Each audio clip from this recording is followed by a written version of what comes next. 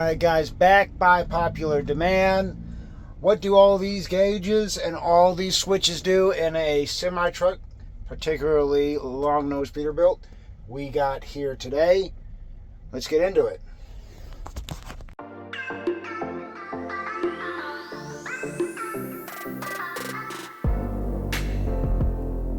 Alright, since I already did one with all the switches, let's do the gauges. First of all, speedometer, road speed, do not need to go into that. Now this is your tachometer. This is basically how fast your engine's spinning. And they measure it in revolutions per minute. Times 1,000, cars it's usually times 100, and cars it's usually times 1,000, but diesels only revved about 1,600 RPM. So it tells you when to shift, how fast your engine's moving, etc. Let's go on. Oil pressure, and it's denoted by that little indicator right there. And just keep an eye on this and you'll realize what it is. A normal operating temperature for this pack car in particular. It is between 40 and 50 pounds depending on the temperature, depending on the engine speed and all that. But you don't want it to get in the red. Your engine's going to blow up. Speaking of engines blowing up, this is your coolant temperature, denoted by that little thermometer in some water. And that will tell you how hot your engine is, your engine coolant is, that goes through the radiator. And generally, your fan will kick on around 210, cool it back down to 180. Do a little dance there. Let's move on. Voltage meter, got a little battery here. And when the truck is off, it should be around 12. When it's charging, should be 13.7, 14.5, depending on,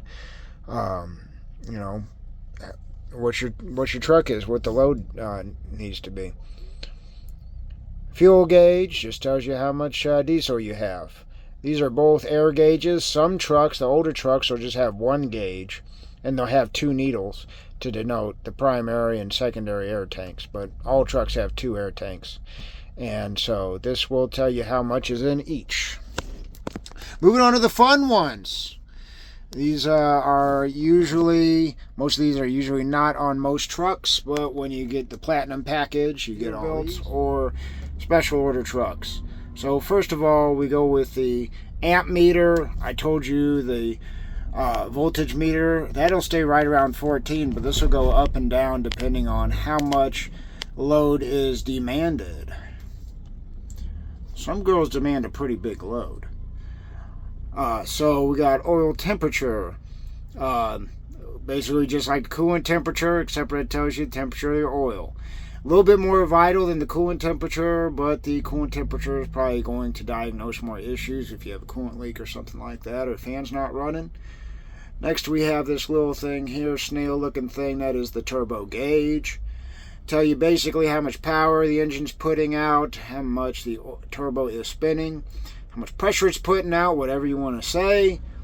And if it's a little bit lower than normal, you probably have an issue with the emissions system in your truck, EGR, DPF, DEF, something along those lines. Next we got the trailer supply. It just tells you how much pressure is in the trailer tanks. Now this one I think every truck should have is a fuel filter gauge.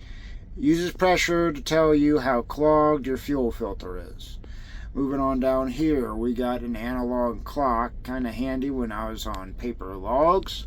Transmission temperature, you got oil circulating through the transmission, and this will tell you the temperature of that oil. Next we got suspension load. What that is, got a little airbag here for the airbag suspension, and it'll tell you how much pressure or weight is on your axle. Next we got the depth gauge. This is needle gauge, dial gauge. Some of them have bars where they only have 4, so you don't really know when you're getting close to empty, but I like the dial indicator better. We got front and rear axle temperature. You have diff oil that lubricates your rear end. There should be a joke there, but I'm going to try and restrain myself. But anyway, if you got 75W90 You probably only good to about 200 degrees. If you have 75, it'll be 140. You'll be good up to 250 and then let it cool down. And last we have the brake applied pressure, and that tells you how much pressure is currently being put on the brakes.